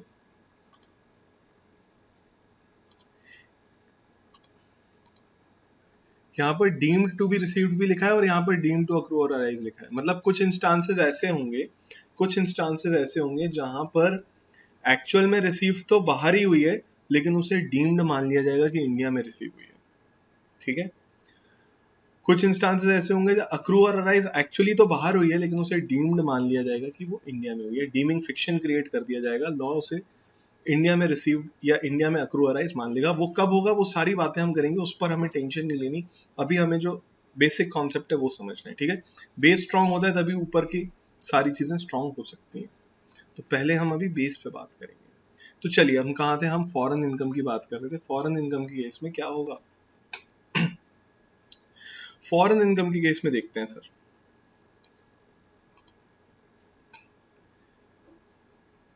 फॉरेन इनकम के केस में अगर आप ROR हैं, if you are resident and ordinary resident, it will be taxable in India. India में टैक्स लगेगा उस पर, ठीक है। अगर आप नॉन रेजिडेंट हैं, NR हैं, इंडिया में टैक्स नहीं लगेगा। क्या बात है सर, आप सोच के देखिए सर, आप सोच के देखिए। नॉन रेजिडेंट बंदा इंडिया के बाहर का है, ठीक है, इंडिया से उसका कोई ताल्लुक नहीं है, या इंडिया में वो ज्यादा दिन स्टे नहीं किया, बस ऐसे ही विजिट पे आया था। अच्छा, इनकम भी बाहर, अक्रू और रिसीव दोनों ही बाहर हो रहे हैं, अक्रू भी बाहर हो रही है, रिसीव भी बाहर हो रही है, इंडिया के ज्यूरिसडिक्शन से ही बाहर है सर। इंडिया उस पर टैक्स लगाना चाहे भी तो नहीं लगा सकता, ठीक है। क्लियर हो गई। नॉन रेजिडेंट के केस में नॉन टैक्सेबल है। सर RNOR के केस में क्या होगा, resident but not ordinary resident के केस में क्या होगा, उस केस में टैक्सेबल ओनली इन 2 केसेस, सिर्फ 2 केसेस ऐसे होंगे जिसमें वो टैक्सेबल होगी, अदरवाइज सारे केसेस में नॉन टैक्सेबल है। अब आपको सिग्निफिकेंस समझ में आया RNOR का। रेजिडेंट तो है बट ज्यादा इंडिया में नहीं रहता, तो सिर्फ 2 केस में फॉरेन इनकम टैक्सेबल होगी इंडिया में, अदरवाइज वो बाहर, उस पर टैक्स नहीं देना। तो अब मुझे लगता है हम जो 2-3 दिन से पढ़ रहे थे वो आपको थोड़ी बहुत क्लैरिटी आई होगी, आपको लगा होगा कि हाँ अब इसका कुछ एक्चुअल में यूज आया है, ठीक है। तो वो 2 केसेस क्या है पहले देख लेते हैं, फिर आपसे कुछ और एक बात करूंगा मैं। 2 केसेस कौन से सर, RNOR के केस में कौन से ऐसी 2 फॉरेन इनकम है जिस पर इंडिया में टैक्स लग जाता है, सिर्फ 2 केसेस है ऐसे। In case of business income which is controlled Holi और पार्टली इन इंडिया, ऐसी बिजनेस इनकम है जो कि होली और पार्टली इंडिया में कंट्रोल हो रही है, या फिर ऐसे प्रोफेशन से इनकम है जो कि इंडिया में सेटअप हुआ है, उस केस में RNOR को टैक्स इंडिया में देना पड़ेगा। अदरवाइज इसके अलावा कोई भी केस हुआ, उस केस में इंडिया में टैक्स उसे नहीं देना पड़ेगा, ठीक है सर। इसके बहुत सारे एग्जाम्पल्स हम करेंगे, सो डोंट वरी। अभी आप बेसिक समझ रहे हैं, बेसिक समझ में आ जाएगा तभी आगे जाएंगे, घबराने की बात नहीं है। नया कॉन्सेप्ट है, लगेगा अरे सर ये क्या होता है वो क्या होता है, बहुत सारे सवाल मन में आ रहे होंगे। शांति शांति, 15 पॉइंट वाले क्वेश्चंस करेंगे हम, डोंट वरी अबाउट इट, ठीक है। तो आपके सारे डाउट्स जो आपके मन में अभी भावनाएं उत्तेजित हो रही हैं, उत्पन्न हो रही हैं, वो सारी शांत कर लीजिए। अभी करेंगे, प्रैक्टिस करेंगे, ठीक है, सब समझ में आएगा। तो एक चीज, अब मुझे कुछ बातें आपसे करनी है, वो मैं बातें करूंगा, हमारी आदत तो है ही थोड़ी एनालिसिस करने की। तो देखें सर, सर आपने ऐसे तो बता दिया हॉरिजॉन्टली, अब ऐसे बात करते हैं सर, आरओआर के केस में चाहे इंडियन इनकम हो या फॉरेन इनकम हो, दोनों ही टैक्सेबल। सर हमारा बंदा है, हमारे यहीं रहता है, और सबसे ज्यादा मतलब इंडिया की है, आज तक इंडिया से बाहर नहीं गया, तो मतलब आरओआर है तो तुम कहीं से भी कमा ले आओ, आप कहीं से भी कमाई कर लो, चाहे आपकी यूएस से कमाई हो, ऑस्ट्रेलिया से कमाई हो, इंडिया से कमाई हो, all will be taxed in India. Even your foreign income is going to be taxed in India if you are an ROR. अगर आप रेजिडेंट एंड ऑर्डिनरी रेजिडेंट है तो दुनिया भर की कमाई इंडिया में टैक्स होगी। हम्म, बात तो सही है सर। सर आर एनओआर है तो सर इंडियन इनकम तो इंडिया में टैक्स होगी, बाहर वाली जो इनकम है फॉरेन इनकम, वो सिर्फ दो केस में टैक्स होगी इंडिया में। वो दो केस कौन से हैं? बिजनेस इनकम है या प्रोफेशनल इनकम है, उन दोनों ही केसेस में अगर बिजनेस कंट्रोल इंडिया में हो रहा है या प्रोफेशन सेटअप इंडिया में हुआ है, उस केस में टैक्स होगा इंडिया में, अदरवाइज नॉन टैक्स, ठीक है। इसके बाद नॉन रेजिडेंट की अगर बात करें, नॉन रेजिडेंट की बात करें तो जो इंडिया की इनकम है भैया उसमें हमें टैक्स दे जाओ, जो आपकी बाहर की इनकम है उसमें टैक्स नहीं चाहिए, सीधी सी बात। नॉन रेजिडेंट के केस में इंडियन इनकम पे तो टैक्स रखवा लेंगे, चाहे वो भले ही बाहर का आदमी है, हो सकता है आज तक इंडिया नहीं आया हो सकता है, it is very much possible कि आज तक इंडिया नहीं आया हो, तो even in then that scenario Indian income will be taxed in India. आज तक इंडिया नहीं आया लेकिन इंडियन इनकम है, मतलब इंडियन इनकम मतलब या तो अक्रूअराइज इंडिया में हुई है या फिर रिसीव इंडिया में हुई है, तो उससे टैक्स रखवा लेंगे। लेकिन अगर नॉन रेजिडेंट है और बाहर की इनकम है तो उससे टैक्स नहीं कलेक्ट किया जाए, ठीक है बॉस। तो क्रक्स देखते हैं, क्रक्स क्या है, क्रक्स पढ़ें आप लोग एक minute.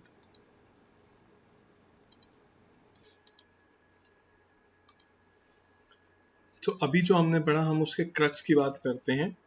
Indian income is always taxable in India irrespective of the residential status of the person. क्या ये बात सही है? बिल्कुल सही है सर।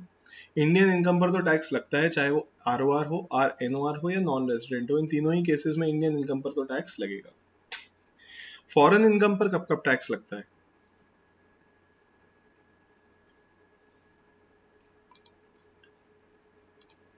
यहां पर आरओआर लिखना था, स्लैश करके आरओआर, ठीक है।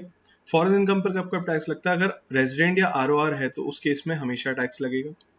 अगर आर एनओआर है तो उस केस में सिर्फ दो केसेस हैं, अगर बिजनेस और प्रोफेशन होंगे तो वो दोनों कंट्रोल या सेटअप इंडिया से हुए हों। नॉन रेजिडेंट के केस में कभी टैक्स नहीं लगेगा फॉरेन इनकम पर, ठीक है। तो ये इसका हमने क्रक्स डिराइव कर लिया, इट्स नॉट वेरी टफ।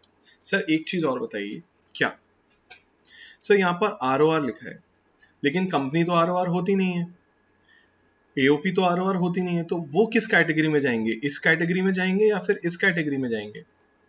तो यहां पर हम रेजिडेंट या फिर आरओआर, ठीक है। तो रेजिडेंट जो होंगे वो इस कैटेगरी में ही आएंगे और इस कैटेगरी में उनका टैक्सेबिलिटी डिफाइन है, ठीक है ना। चलिए अब एक काम करते हैं हम, अब हम एक एग्जाम्पल करेंगे बड़ा सा। इसमें कितने पॉइंट्स हैं? 10 पॉइंट्स हैं इसमें। 10 पॉइंट्स का एग्जाम्पल करेंगे, फिर हम आज की क्लास कंक्लूड करेंगे। इस एग्जाम्पल से काफी हद तक आपको क्लैरिटी आ जाएगी। So let us start with this example.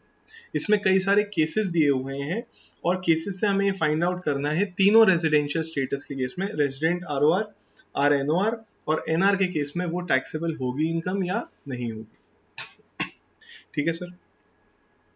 एक काम करते हैं, छुपा देते हैं थोड़ा सा, हाँ जी, अब ठीक है सर, ठीक है ना।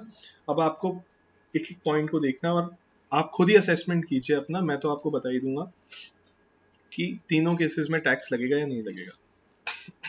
आपके जो क्वेश्चंस आते हैं वो भी इसी तरीके से आते हैं। So first one is rental income of 36,000। देखिए अमाउंट इसमें इररेलेवेंट है, ठीक है, अमाउंट इररेलेवेंट है। हमें क्या करना है सर? हमें फाइंड आउट करना है whether it is Indian income और foreign income. And how will you find out whether it is Indian income और foreign income? You will find out, you will see whether the income was accrued or deemed to be accrued in India or not. And then you will again check whether the income was received or deemed to be received in India or not. If the income is accrued or deemed to be accrued in India, it is Indian income.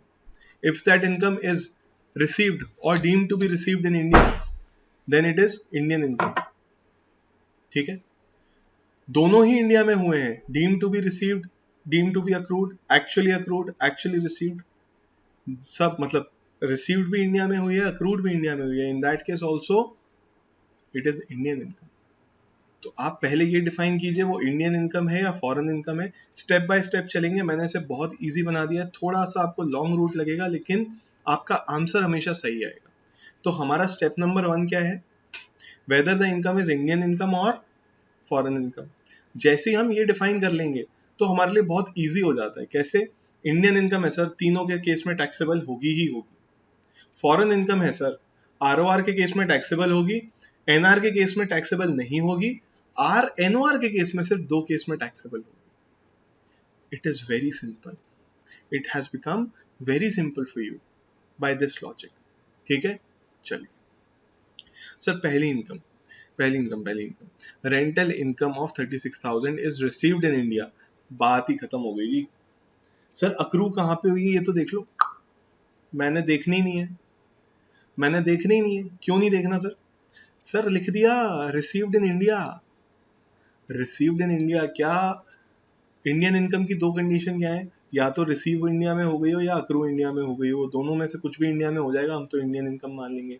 तो क्या ये Indian income है या नहीं ये बताइए मेरे को. सर है तो फिर क्या बचा? तीनों में टैक्स लग जाएगा. बिल्कुल लग जाएगा सर. वापस आ जाइए. Very good. क्या बात है सर, मजा आ गया सर इतना सिंपल है. बिल्कुल.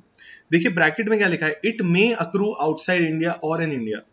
ये कह रहे हैं मतलब क्वेश्चन में ये पता ही नहीं है उनको अक्रू इंडिया में हुई है इंडिया के बाहर. मैं कह रहा हूं इंडिया में हुई है या नहीं हुई है, दोनों ही केसेस लेके देख लीजिए. आपके लिए तो वो इंडियन इनकम ही रहेगी. क्यों? क्योंकि रिसीव्ड इन इंडिया है बॉस. फर्क क्या पड़ता है अक्रू कहां पे हुई है? अगर रिसीव्ड इन इंडिया है, ये इंफॉर्मेशन नहीं दी होती आपको, या आपको पता नहीं होता कि रिसीव्ड इन इंडिया है या नहीं है, then it would have been important for you to find out whether the income was accrued in India or not. Correct है. चलिए अगले उस पे चलते हैं. सर मजा आ रहा है सर. ये तो interest income of 46,000 accrues in India. उसने बोल दिया अक्रूज इन इंडिया. अब मुझे बताइए मैं रिसीव्ड का पता करूं क्या रिसीव्ड इंडिया में हुई है या नहीं हुई? सर कोई जरूरत नहीं है. क्यों? क्योंकि अगर अक्रू भी इंडिया में हो गई है तो वो इंडियन इनकम मान ली जाएगी. क्या आप सही कह रहे हैं? बिल्कुल सही. और इंडियन इनकम एक बार मान ली गई तो तीनों केस में वो टैक्सेबल होती है. क्या बात है सर, ये तो बहुत सिंपल है. हमें तो ऐसे ही डर लग रहा था. देखिए रेसिडेंट के केस में भी है, नॉन रेसिडेंट के केस में भी है, RNOR के केस में भी है. Very good. सर अगला केस एक और. चलिए income of 56,000 is deemed to is an Indian income, deemed to be an Indian income. Indian income is always received in India on 20th April 2019. अब ये कह रहे हैं कि received तो इंडिया में नहीं है लेकिन deemed to be received India में है. तो deemed to be received भी कवर होती है कैटेगरी में. received और deemed to be received. तो ये भी क्या इंडियन इनकम बन जाएगी. हाँ, और इंडियन इनकम बन गई तो तीनों ही केस में टैक्सेबल हो जाएगी. सर क्या बात है सर. अगले केस में income of 66,000 is deemed to be Indian income. It is always taxable, accrue or arise in India. ये थोड़ा गलत लिख गया है मेरे हिसाब से. Let me just check.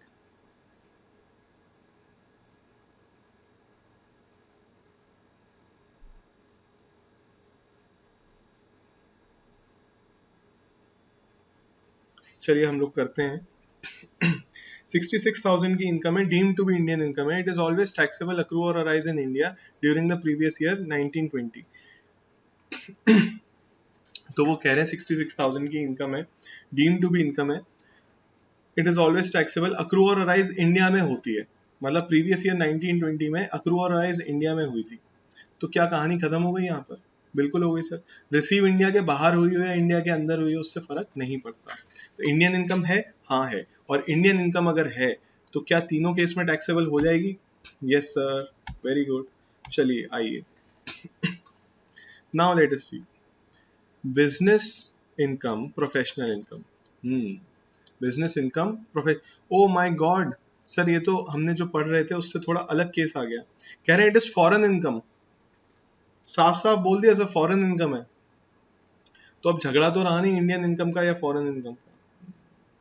ठीक है सर, फॉरेन इनकम में क्या होता है याद करें पहले, अब फटाफट से आगे बढ़ने से पहले याद कर लें फॉरेन इनकम के केस में क्या होता है।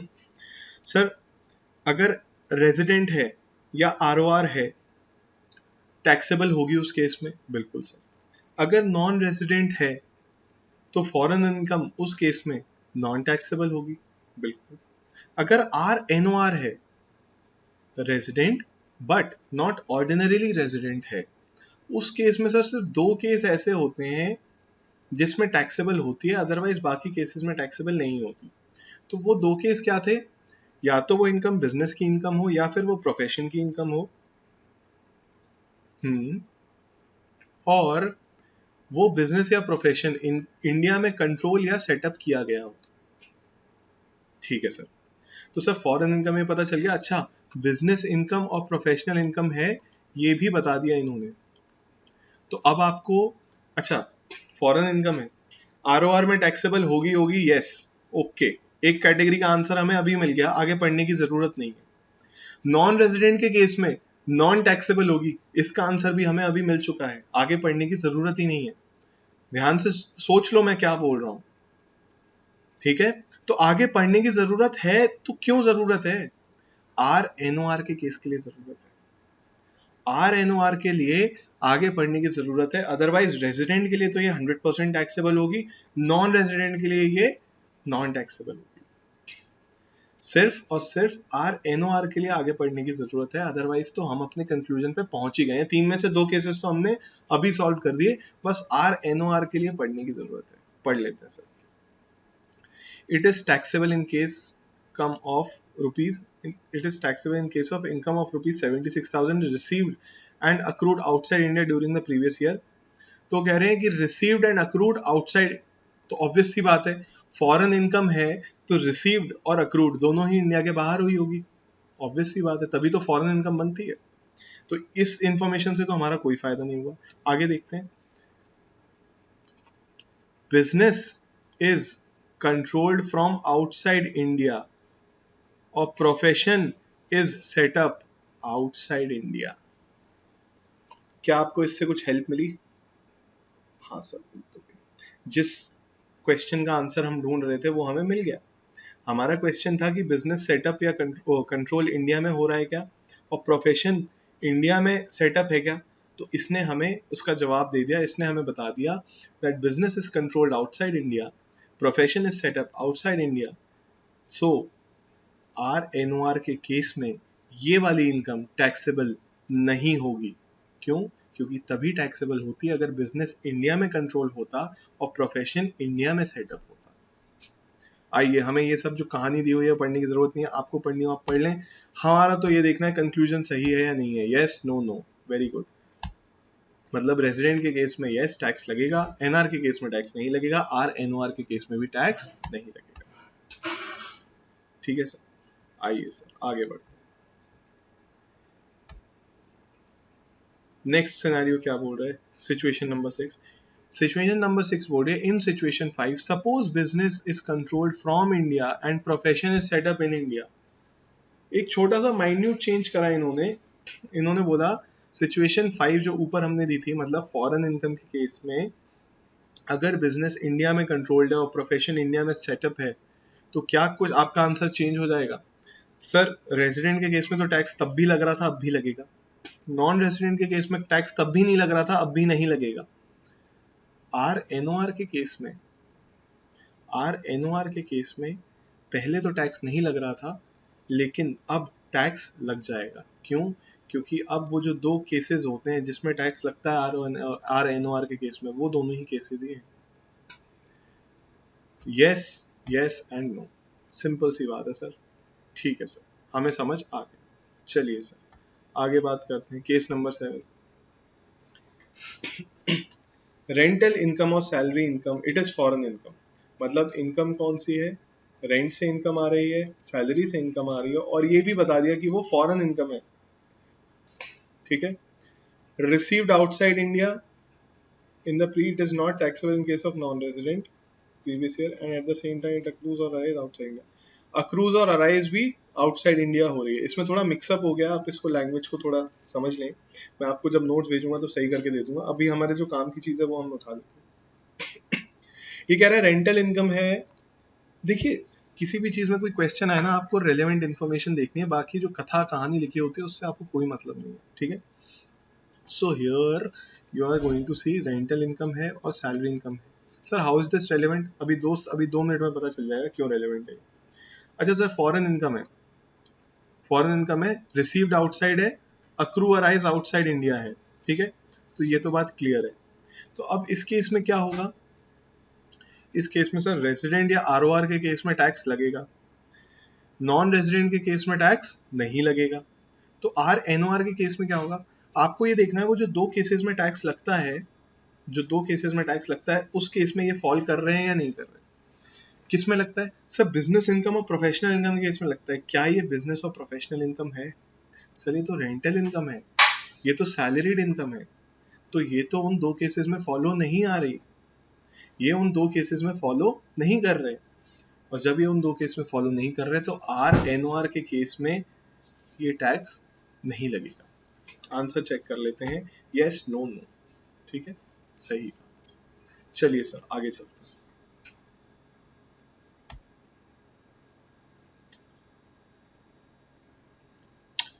Gift of 2 lakh rupees received outside India by an individual on November 6, 2019 from a friend. तो ये अभी इन्होंने अक्रू अराइज तो बात की नहीं है, इन्होंने सिर्फ ये बात की है रिसीव्ड आउटसाइड इंडिया। तो हमारे पास जो इन्फॉर्मेशन है उससे क्या पता चल रहा है, रिसीव्ड आउटसाइड इंडिया है, अक्रू अराइज का पता नहीं है सर। तो उस केस में क्या होगा, सब फॉरेन इनकम मानेंगे पहली बात तो इसे। सर अक्रू हो सकता है इंडिया में भी, आपके पास इन्फॉर्मेशन है नहीं ना, वो आप अजम्पशन तो ले नहीं सकते। अगर कोई इन्फॉर्मेशन आपको नहीं है, जितनी इन्फॉर्मेशन दिया उससे काम चलाना पड़ेगा आपको। तो रिसीव्ड आउटसाइड दिया हुआ है, इसका मतलब क्या है, फॉरेन इनकम है। हम जितनी इन्फॉर्मेशन है उसके बेस पे अपना आंसर बनाएंगे, ठीक है।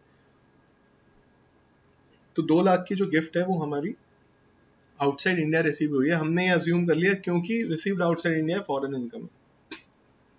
उस केस में सॉरी, रेजिडेंट के केस में तो टैक्स लगेगा ही, नॉन रेजिडेंट के केस में टैक्स नहीं लगेगा। आर एनओआर के केस में दिक्कत आती है फॉरेन इनकम में, उसमें हमें देखना पड़ता है बिजनेस इनकम है या प्रोफेशनल इनकम है। तो क्या ये बिजनेस इनकम है, नो। क्या ये प्रोफेशनल इनकम है, नो। तो टैक्स लगेगा, नो।